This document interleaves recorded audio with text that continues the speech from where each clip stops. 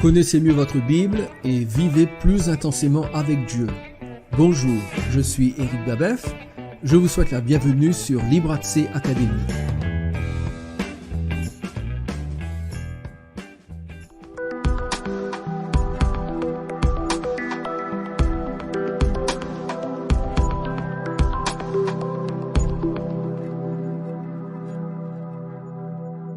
C'est une chose que d'être doctrinalement familier avec le sacrifice de Jésus-Christ, c'est-à-dire de comprendre ce que signifie sa mort sur la croix et d'accepter le don du salut par la foi, mais c'est une toute autre chose que de connaître réellement le Christ vivant. Pour Moïse, son expérience à Horeb ainsi que les événements qui ont suivi l'ont poussé non seulement à croire en Dieu et à le servir, mais aussi à le connaître intimement. Vous souvenez-vous de son audacieuse prière dans Exode, chapitre 33, verset 13 ? « Maintenant, si j'ai trouvé grâce à tes yeux, fais-moi connaître tes voies. Alors je te connaîtrai et je trouverai encore grâce à tes yeux. » Ce à quoi le Seigneur a répondu dans le verset 14 « Je marcherai moi-même avec toi et je te donnerai du repos. » Notez le lien que fait Moïse entre connaître les voies de Dieu et connaître la personne de Dieu. Fais-moi connaître tes voies, alors je te connaîtrai. Cela signifie que nous ne pouvons pas prétendre connaître Dieu si nous sommes ignorants de ses voies. Connaître les voies d'une personne, c'est savoir comment elle réagit dans les différentes circonstances de la vie. Le psaume 103 et le verset 7 dit au sujet de Dieu « Il a manifesté ses voies à Moïse, ses œuvres aux enfants d'Israël. » C'est une façon de dire que les Israélites ont vu les actes que Dieu a accomplis, mais Moïse, lui, connaissait les motivations profondes du cœur de Dieu, les raisons pour lesquelles il agissait comme il le faisait. Moïse connaissait la détermination de l'amour de Dieu et l'attirance du Seigneur pour les humbles. Le Seigneur a promis à Moïse « Je marcherai moi-même avec toi », c'est-à-dire « Ma présence ne te quittera pas ». Lorsque la présence de Dieu accompagne nos actions, toute l'énergie que nous dépensions autrefois pour nous inquiéter et pour planifier les choses, cette énergie est récupérée et rendue à Dieu dans la louange et dans un service efficace. Le résultat de cette présence se trouve dans la promesse suivante, et je te donnerai du repos. Entrer dans le repos de Dieu ne signifie pas que nous devenons inactifs, mais cela veut dire que Dieu est devenu actif pour nous aider à accomplir notre tâche. C'est pourquoi Jésus nous appelle en ces termes dans Matthieu chapitre 11 verset 28 « Venez à moi vous tous qui êtes fatigués et chargés, et je vous donnerai du repos. » Jésus dit ici qu'il nous donne du repos lorsque nous apprenons à vivre dans sa présence. D'où l'importance pour chacun d'entre nous de venir à lui, c'est-à-dire d'entrer et de demeurer dans sa communion. Au verset 29, le Seigneur ajoute quelque chose d'important. « Prenez mon joug sur vous et recevez mes instructions, car je suis doux et humble de cœur, et vous trouverez du repos pour vos âmes. » Il fait allusion au joug que l'on plaçait sur deux bœufs, afin qu'attelés ensemble, ils puissent tirer la charrue convenablement. C'est une image de notre vie avec le Seigneur. Quand nous sommes attelés au Christ, c'est-à-dire unis à sa présence, nos fardeaux sont transférés dans l'immensité de sa force et de ses capacités. Il devient une ressource inépuisable face à notre faiblesse. Il devient une sagesse sans faille face à notre ignorance. Dans cette dimension de repos spirituel générée par sa présence, le Christ devient une source vitale et continuelle de grâce et de capacités renouvelées. Nous pouvons cesser de travailler dans l'anxiété et le stress et le servir dans la force illimitée de sa puissance. Nous ne devons pas oublier ceci. Dieu est autant préoccupé par l'état de notre cœur que par l'activité de nos mains. Nous pourrions même dire que ce que nous devenons avec lui est bien plus important que ce que nous faisons pour lui. Dieu veut notre amour et notre compagnie. Ésaïe chapitre 55 verset 6 dit « Cherchez l'Éternel pendant qu'il se trouve, invoquez-le tandis qu'il est près. » C'est un appel à pratiquer la présence de Dieu. Avez-vous déjà entendu cette expression « pratiquer la présence de Dieu » ? Cela signifie que l'on s'applique à vivre en étant conscient que Dieu est avec nous et que nous sommes avec lui.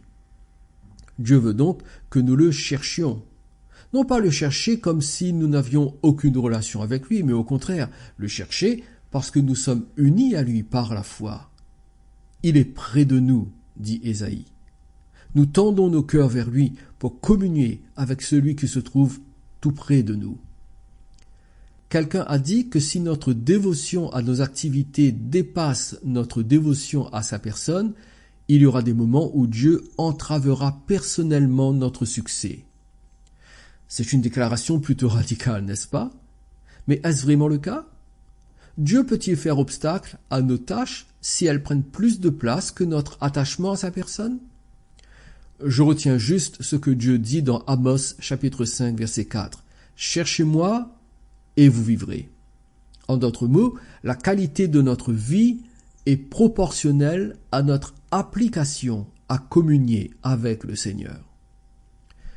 Quelqu'un d'autre a dit « C'est par amour que Dieu nous délivre de l'élan sans borne de notre zèle et assèche intentionnellement notre vigueur et notre service pour lui. » Ceci pour dire que le Seigneur insiste pour que notre succès ne vienne pas de notre force, mais de notre union avec lui. Il y a là une grande part de vérité.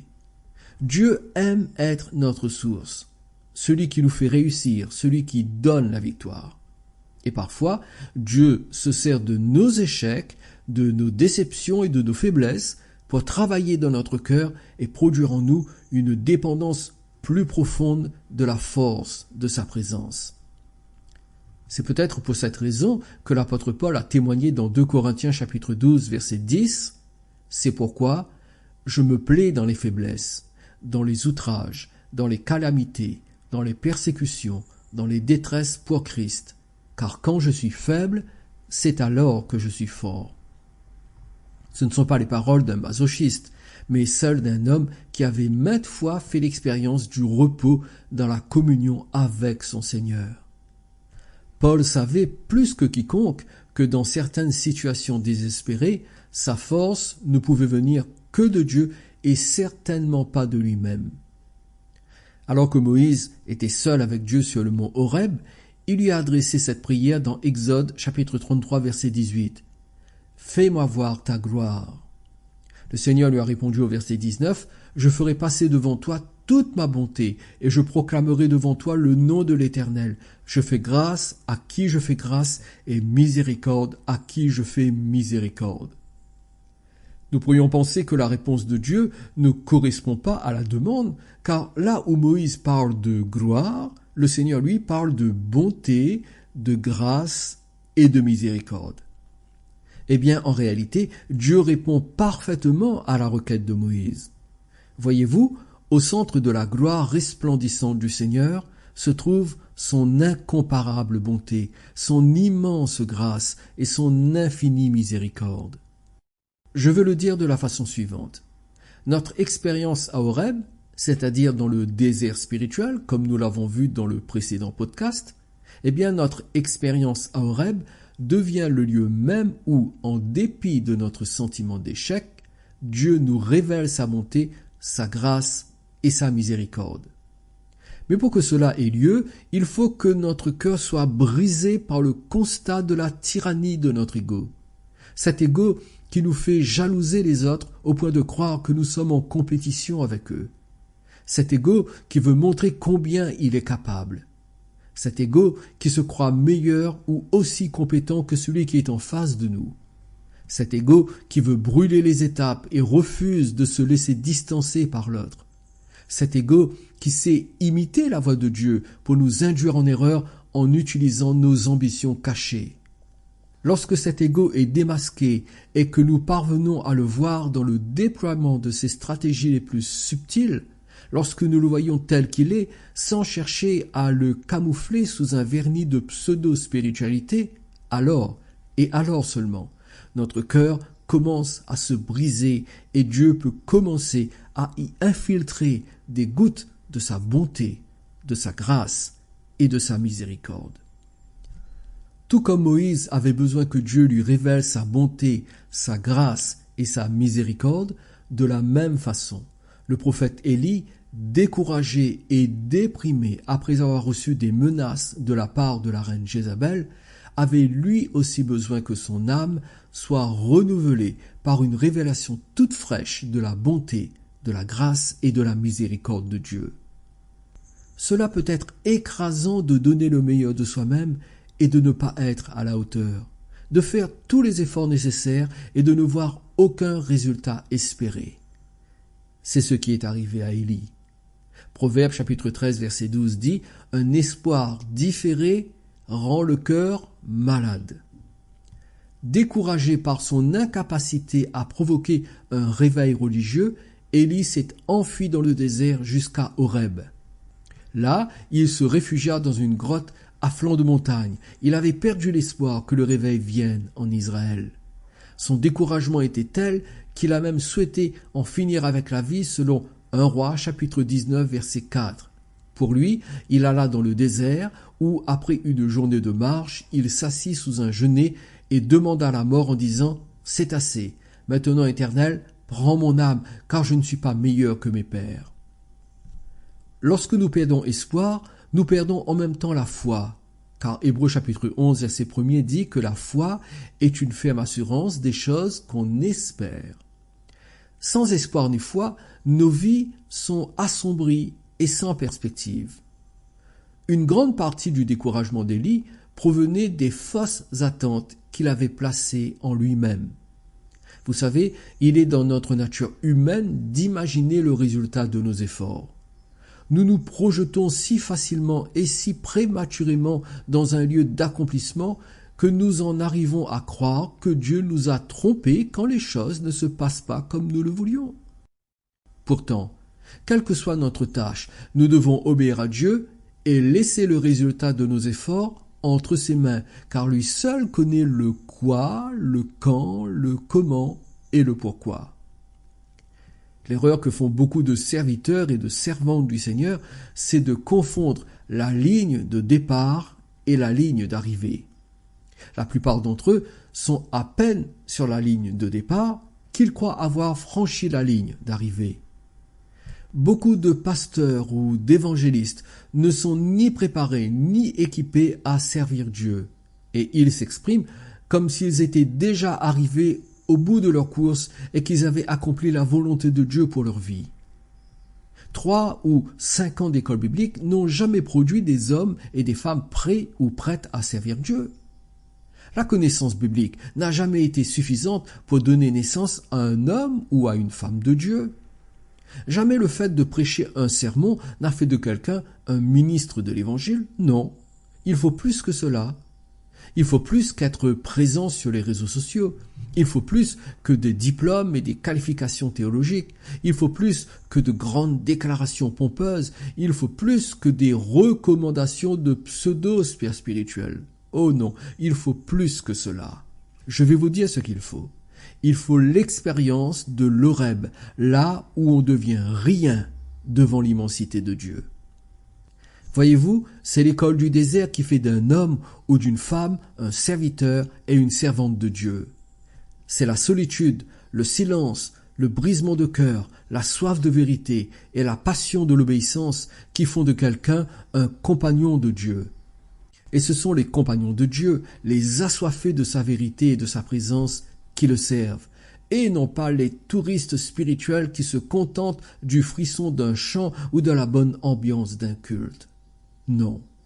Ceux et celles qui peuvent le servir, ce sont des hommes et des femmes qui vont au-delà de ce qui est visible et qui voient celui qui est invisible. Mais revenons à Élie.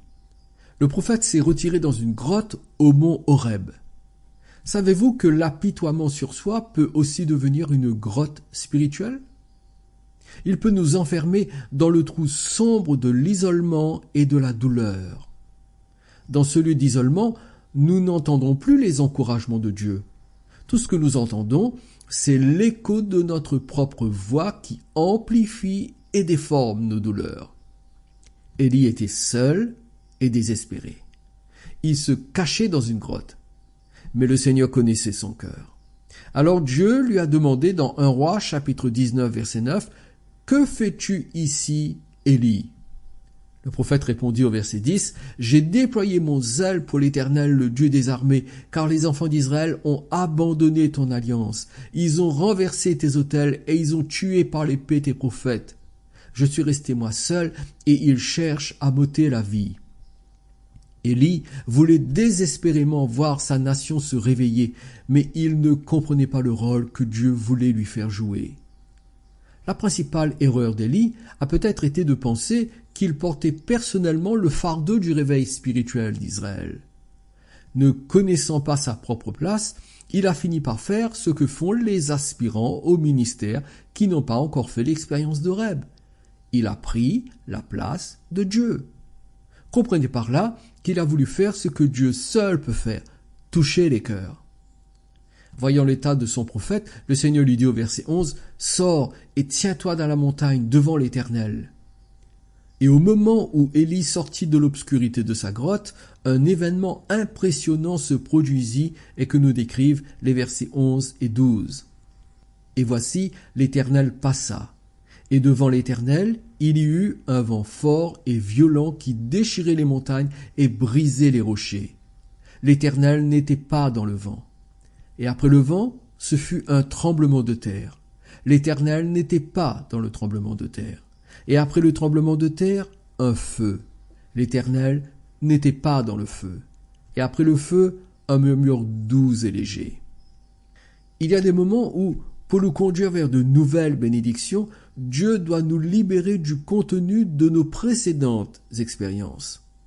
L'Éternel passa, nous dit le verset 11, c'est-à-dire manifesta sa présence.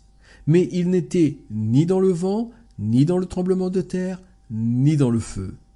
Des phénomènes qui étaient tous des symboles familiers pour Élie, car il savait qu'ils soulignaient la proximité de Dieu. Cependant, le Seigneur qui provoquait lui-même ces puissantes manifestations n'était pas en elles. Pour Élie, les puissantes manifestations étaient des signes de la présence de Dieu. Mais quelque chose de nouveau était sur le point d'arriver, une nouveauté qui exigeait une nouvelle soumission au Dieu vivant. Une double portion de l'onction divine allait survenir. La caractéristique distinctive de cette nouvelle onction serait vue non seulement dans les manifestations surnaturelles, mais aussi dans une plus grande sagesse et une plus grande compassion. Les tremblements de terre, les incendies, c'est-à-dire le feu, et les tempêtes, c'est-à-dire le vent, les signes qui accompagnaient Élie, sont également les signes de notre époque. Mais le nouveau niveau spirituel que Dieu place devant nous est probablement plus exigeant également. Nous devons donc apprendre à reconnaître la proximité du Seigneur lorsqu'il n'y a pas de tremblement de terre ou de tempête, c'est-à-dire de phénomènes physiques pour capter notre attention.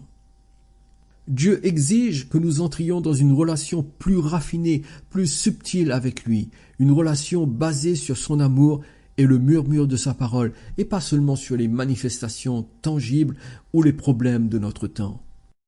Regardez ce qui se passa pour Élie. 1 Roi chapitre 19, versets 12 et 13 dit « Et après le tremblement de terre, un feu. L'Éternel n'était pas dans le feu.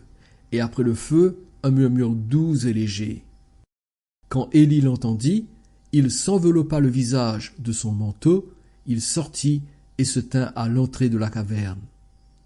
Élie reconnut que ce murmure était sacré. Il sut que l'épaisse présence de Dieu était dans le son du silence, selon les termes hébreux utilisés dans notre texte. Que fit-il? Il s'enveloppa le visage de son manteau. Mais pourquoi fit-il cela? Certainement par peur de regarder Dieu. C'est peut-être à ce même endroit que Moïse s'était caché lorsque le Seigneur était passé près de lui.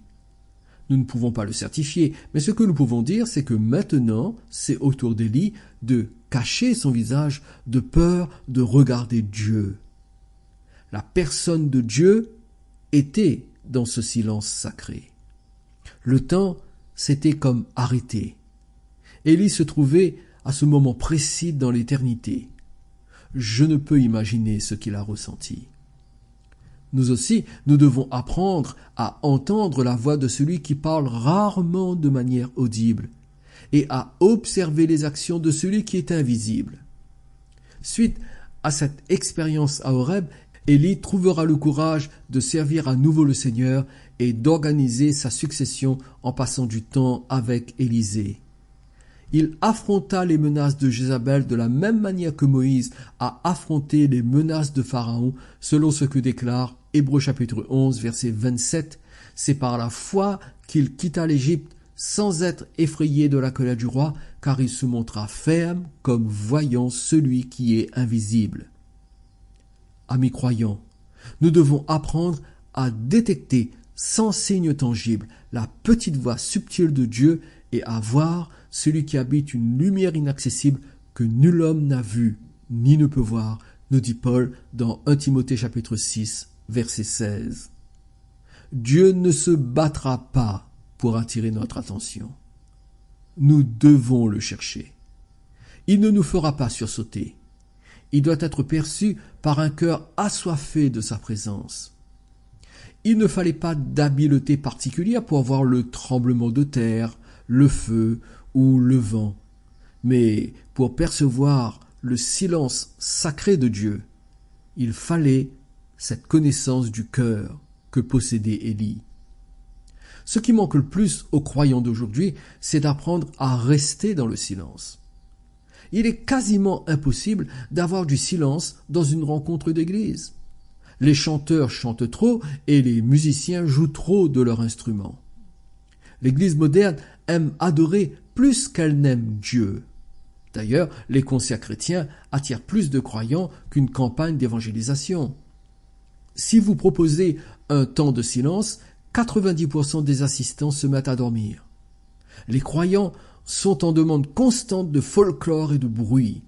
Et plus ils chantent, plus ils se croient spirituels et plus ils passent à côté de Dieu sans le remarquer.